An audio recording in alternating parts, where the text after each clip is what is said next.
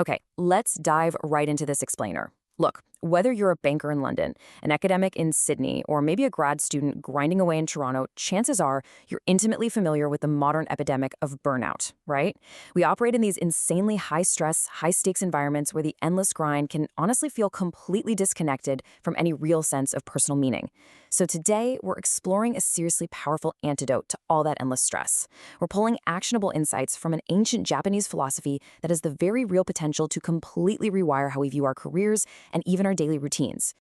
We're breaking down the core pragmatic lessons from the massive international bestseller Ikigai by Héctor García and Francesc Miralles. And what's cool is that instead of just tossing out abstract theories, the authors actually went straight to the source. They conducted intensive on-the-ground research in Ogimi, which is this rural town in Okinawa, Japan. It literally holds the Guinness record for longevity and is affectionately known as the Village of Longevity. We're going to extract the most critical data points and lessons from their work so you can actually optimize your own demanding lifestyle. But before we go any further, we really need to define our core term. Ikigai is this beautiful, multifaceted concept. Written in Japanese, it combines iki, which means life, with gai, meaning to be worthwhile.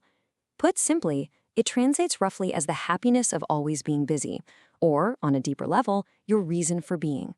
I want you to think of your Ikigai as your existential fuel. It's the active intersection of your overarching life purpose and the incredibly practical daily actions you take. This explainer is going to act as your pragmatic blueprint, taking you from the philosophical foundations of Ikigai straight into tactical habits that you can literally apply in the office or the library tomorrow. So, here is our roadmap for today. We'll kick things off with an introduction to Ikigai, then we'll ask, what is your reason for being? After that, we'll look at diet tips with the 80% secret, figure out how to achieve flow, review lessons from Japan's centenarians, and wrap the whole thing up with some final thoughts and a rating. All right, let's jump straight into Section 1, Introduction to Ikigai. To really grasp this concept, we have to start with a massive cultural paradigm shift regarding how we view our careers and our lifespans in the West compared to Japan. There is a stark contrast here to our Western corporate culture. In North America or Europe, we almost always view work as a sprint toward a finish line called retirement, right? But in Japanese, there actually isn't even a word that means retiring in the sense of leaving the workforce for good. According to National Geographic reporter Dan Whitner, having a purpose is so vital in Japanese culture that the whole concept of permanent retirement simply doesn't exist. They just keep doing what they love, bringing value to their community for literally as long as their health allows. Which brings us perfectly to Section 2, what is your reason for being? So how do we take this broad cultural concept and actually apply it to our own highly specialized, incredibly demanding careers? Well, we need a core framework. You can break Ikigai down into 4 vital intersecting spheres. That sweet spot right in the dead center, that's where what you love, your passion, meets what the world needs, your mission. But it doesn't stop at just idealism. It grounds itself in pragmatism because it also intersects with what you're good at, your vocation, and crucially, what you can actually be paid for, your profession. For us professionals and academics, the goal isn't to just abandon your career, it's to align it so it touches every single one of these 4 circles. So the crucial point here is to force a little bit of self-reflection. Ask yourself right now, what gets you out of bed in the morning? Is your current highly demanding schedule actually driven by a deep, true purpose that aligns with those 4 circles? Or are you simply operating at a frantic pace just because that's what your industry demands? Discovering your true Ikigai really requires a patient search inward to make absolutely sure you're running the right race. Moving right along to Section 3, the 80% secret, where we'll look at some actual diet tips. Shifting from the psychological side to the physical, we've talked about existential fuel. But now let's look at the actual physiological fuel these super centenarians use to maintain their incredible longevity and daily energy. The residents of Okinawa practice an ancient wisdom known as Hara hachibu. Either before or after eating, they repeat this phrase, which basically dictates that you should stop eating when your stomach reaches exactly 80% capacity. Ancient Zen Buddhist wisdom strongly advises against eating until we're completely full. Constantly overeating just wears down the body with long digestive processes that actually accelerate cellular oxidation. Stopping at 80% keeps the body light, nimble, and energetic.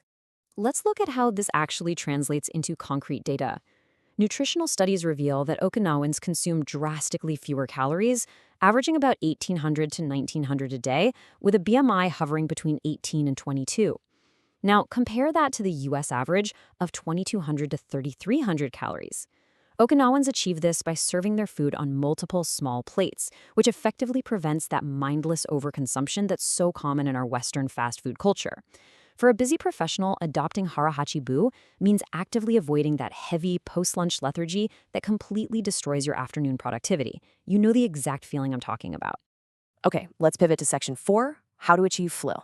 Now let's talk about execution. To translate Ikigai into your demanding work or academic life, we have to master the concept of flow. This was extensively researched by the late psychologist Mihaly Csikszentmihalyi. Flow is that optimal state where you're so completely immersed in an activity that your ego just dissolves, time flies, and you're functioning at your absolute best. Researcher Owen Schaffer outlines the precise requirements for achieving this state. You have to know what to do, know how to do it, and be entirely free from distractions. But the real secret? You must pursue tasks that push your skills just slightly outside your comfort zone. If a task is too easy, you're going to get bored. If it's too hard, you get anxious. The sweet spot of flow is that middle path of significant challenge matched perfectly by significant skill. And this is exactly why we have to abandon the modern corporate myth of multitasking. When we claim to multitask, our brains aren't actually processing parallel streams of information. We're just rapidly switching back and forth between tasks. This rapidly, and I mean rapidly, drains your cognitive energy, leading to a wandering mind filled with anxiety about the past or the future. Concentrating on one single thing at a time, ruthlessly protecting your space, and eliminating distractions, that is the ultimate secret to entering a state of flow and doing truly excellent work. But hey, what about the boring stuff? Filing paperwork, answering those standard emails, or even doing the laundry? Enter the concept of microflow. This is essentially the ability to turn mundane, routine tasks into enjoyable moments simply by adding a layer of complexity or establishing strict rules for yourself. Get this, even Bill Gates achieves microflow by washing the dishes every single night. He follows a very specific set of rules, plates first, forks second, using the routine to completely clear his mind and relax. So yes, you can find zen and flow even in the most basic chores if you approach them with intentionality. All right, let's look at Section 5, Lessons from Japan's Centenarians. Let's ground all this philosophy with some empirical evidence. The authors gathered incredible wisdom directly from the elders in Ogimi, who are literal living proof of this framework. Take it from Misao Okawa. This woman lived to be 117 years old. Her advice was refreshingly simple: eat, sleep, and learn to relax. Despite being incredibly active and engaged with their communities, these supercentenarians universally emphasize an unhurried life. They show us that while having a deep purpose is vital, intense, chronic stress is absolutely not a prerequisite for a long, successful, and meaningful life. From the hundreds of interviews they conducted, the authors distilled these pragmatic rules of Ikigai. First, stay active and don't retire from bringing value to the world. Second, take it slow, literally leave urgency behind. Third, surround yourself with good friends. In Okinawa, they form these close-knit communities called Moai for lifelong support. And fourth, reconnect with nature. Notably, their physical activity isn't about exhausting, frantic gym sessions. It's about consistent, gentle movement, like gardening and walking, woven naturally right into their daily lives. And that brings us to Section 6, Final Thoughts and Rating. So how does this book actually serve our high-achieving, intensely focused demographic?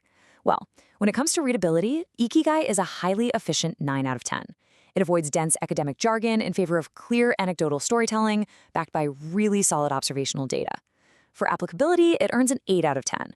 While some concepts can feel a bit abstract, the strategies around flow, microflow, and the 80% diet rule offer an exceptionally high return on investment for stressed-out professionals. Overall, it earns a solid 8.5 out of 10. It provides a much-needed, truly actionable framework to combat the severe burnout inherent in our modern Western work culture. I want to leave you with this final, provocative thought. If the concept of retirement simply didn't exist, if there was no endpoint where you could finally just stop, what work would you choose to do for the rest of your life? Stop rushing toward an imaginary finish line.